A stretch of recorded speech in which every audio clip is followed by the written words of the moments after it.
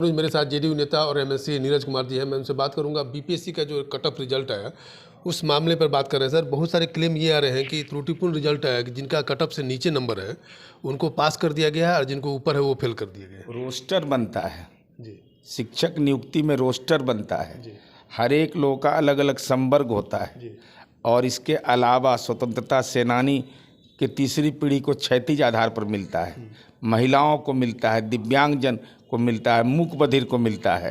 तो इस सब का परसेंटेज है ना, तो आरक्षण रोस्टर के अनुसार उसका अनुपालन होता है। तो रोस्टर में मान लीजिए 10% में कोई अपना दिया, आवेदन दिया, तो 10% के अंदर ही उसकी मेधा सूची बनेगी ना। तो अगर किसी को आपत्ति है तो बिहार में लोक सेवा आयोग के परीक्षा नियंत्रक को आवेदन देगा, सेक्रेटरी को देगा, न्यायपालिका जाएगा लोग। लेकिन त्रुटिपूर्ण रिजल्ट है तो 1,20,000 में तो कोई नहीं बोला अभी तक कि हमको पैसा लगा है। नहीं सर, एक आदमी नहीं बोला। पैसे की बात नहीं हो रही है। बात ये हो रही है कि 1,00,000 जिसका हो गया वो क्यों बोलेगा कि मेरा त्रुटिपूर्ण रिजल्ट हुआ है? वो तो बोलेंगे मेरा अच्छा सा हुआ है। जिसका नहीं हुआ है वो हम तो उन्हीं को बताना चाहिए ना कि भाई हमारे गांव में, इलाका में फलाना आदमी का नियुक्ति हुआ, ये पैसा दे के नियुक्त हो गए। पैसा की बात नहीं हो रहा सर। वो लोग ये बता रहे हैं कि मेरे ही पास में मेरा नंबर 40 है। अरे आरक्षण रोस्टर में कैसे हो जाएगा? अब जो सामान्य वर्ग का है मार्किंग वही रहेगा, पिछड़ा वर्ग का मार्किंग वही रहेगा, दलित का मार्किंग। नहीं सर, आरक्षण की ही बात करें। आरक्षण सेम कैटेगरी का आरक्षण भी सेम है, नंबर भी सेम है, नंबर उससे कम है और जो जिसका नंबर कम है ऐसा नहीं है। एक भी उदाहरण हम लोग को तो नहीं मिला है सर। ऐसा बहुत सारे उदाहरण कोर्ट केस कर दिया है। तो कोर्ट केस के तो कोर्ट न विचार करेगा, तो हम कौन विचार करने वाले हैं? आप लोग इससे सहमत है कि त्रुटिपूर्ण रिजल्ट नहीं हुआ है? बीपीएससी के बारे में हम जानते हैं कि ऑथेंटिसिटी पर कोई सवाल खड़ा नहीं करता है। बीपीएससी का आज तक का ट्रैक रिकॉर्ड है। बीपीएससी ने एग्जाम लिया है, कभी नहीं कोई उसके बिना न्यायपालिका ने कभी टिप्पणी की है उस पर। अब तक का ट्रैक रिकॉर्ड है। अब तो न्यायपालिका विचार करेगी इस पर। न्यायपालिका अब ये कह रहे हैं कि सर जो विद्यार्थी जो फेल कर गए हैं उनका कहना है कि जो नियोजित शिक्षक को दोबारा ले, नौकरी वाले को नौकरी, ये आपकी विपक्षी पार्टी भी आरोप लगा रहे हैं कि नौकरी वाले को नौकरी देकर के कहना है कि हम इतने लोगों को रोजगार दे दिए हैं। तो कहीं नहीं, इसमें बीजेपी तय कर दे कि एमएलए का चुनाव एमपी नहीं लड़ेगा।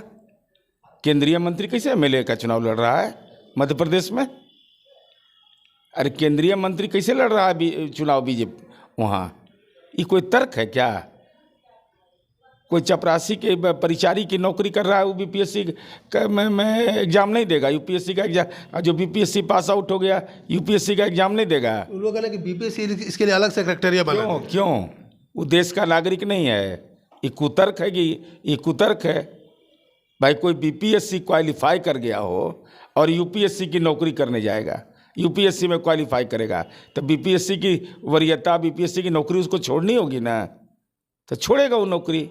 जो ज्वाइन करना उसको है, बीपीएससी वाला में करिएगा, ये यूपीएससी में करिएगा। ये कहीं तर्क चला है? अच्छा सर, सीटेट जो अपेयरिंग कैंडिडेट है उनके लिए मौका का चांस देंगे इस बार वाले वैकेंसी में? तो नहीं, शिक्षा विभाग बताएगा। ये हरदम रहेगा, ये रेगुलर फीचर में सरकार बहाली कर रही है। ये कोई तर्क है इस भाई कि हम फलना का एग्ज़ाम हमारा होगा तब एग्ज़ाम आप लीजिए, और जो पहले से पास आउट होकर आएगा अभी एग्जाम लीजिए? तो ये दोनों के बीच पंचायती क्या करेगा? वो कह रहा है कि आप हमको भी शामिल होने दीजिए, पास करके तो पास करके, नहीं तो कोई बात नहीं। ये कोई तर्क है? बिना बीए पास किए हुए कहिएगा ऐसा हमको यूपीएससी का एग्जाम दे देंगे? ऐसा हुआ है कहीं? कल कोर्ट पूछेगा कि आप कैसे एग्जाम में अलाउ कर दिया आप? अच्छा सर, आज यादव का सम्मेलन हो रहा है। नवल किशोर जी बोल रहे हैं कि जो कृष्ण के वंशज होंगे हमारे साथ हैं, जो कंस के वंशज हैं उन लोगों के साथ। अब वो क्या बोलते हैं उस पर हमको नहीं बोलना है, लेकिन यादव सम्मेलन बीजेपी करता है तो अच्छा हमको नहीं लगता है। जाति पर नहीं करना चाहिए। बीजेपी सनातनी पार्टी है, ये कंठी माला वाला पार्टी है। भले बेचारा चमड़ा का जूता पहनता है, सब वो अलग विषय है। 15-20 हज़ार ज़्यादा बात ज्वाइन कर रहे हैं बीजेपी। नहीं, वो तो 1 लाख का कैपेसिटी है गांधी बापू सभागार का। बताइए तो 10,000 के कैपेसिटी है, अब 21,000 ज्वाइने कर रहा है। कह रहा है कि गांधी मैदान में सब रहेगा, खड़ा वेट करेगा। अरे तो आज नज़र पड़िए नहीं जाएगा, नज़र पड़िए नहीं जाएगा। वो ये मैंने 10,000 हमको लगता है दोनों सभागार अगर मिला लेगा तो दोनों का 10,000 10,500 होगा। एक हम मीडिया में देख रहे हैं 21,000 ज्वाइने कर लेगा। तो बताइए तो भाई, तू कहाँ है? बाहर में करने रहेगा वो? सबका आधार कार्ड चेक होना चाहिए। सच्चाई क्या है? तो जाति है कि नहीं हो जाती? हाँ, मैंने जाति पर नहीं करता है बीजेपी। भाई बीजेपी हिंदू वाला पार्टी है एकदम। ही हमको लगता है कि बीजेपी के नाम पर गड़बड़ी कोई कर रहा है।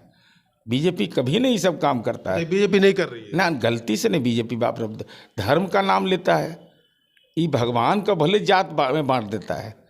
भगवान का नाम भले भगवान को राम को क्षत्रिय बना देगा, हनुमान जी को क्षत्रिय बना देगा, किसी को भूमिहार बना देगा, किसी को कुर्मी बना देगा। ये जात उत से बड़ी ऊपर है। ये सब मकान, ये सब समझ लीजिए, ये सब राष्ट्र निर्माण वाले लोग हैं, ये तपस्वी लोग हैं। ये सब पेड़ के नीचे तपस्या करता है, एसी हॉल में मीटिंग करेगा बीजेपी। क्या बात करते हैं। तो ये है एमएलसी नीरज कुमार जी हैं। इनका कहना है कि बीजेपी जाति का राजनीति नहीं करता बल्कि धर्म की राजनीति, हिंदू और मुसलमान की राजनीति करता है। मैं शंभू कुमार, कैमरा जर्नलिस्ट राजेश के साथ पटना। अगर मैं चैनल को लाइक और सब्सक्राइब नहीं किया तो लाइक करें, सब्सक्राइब करें। Thank you so much.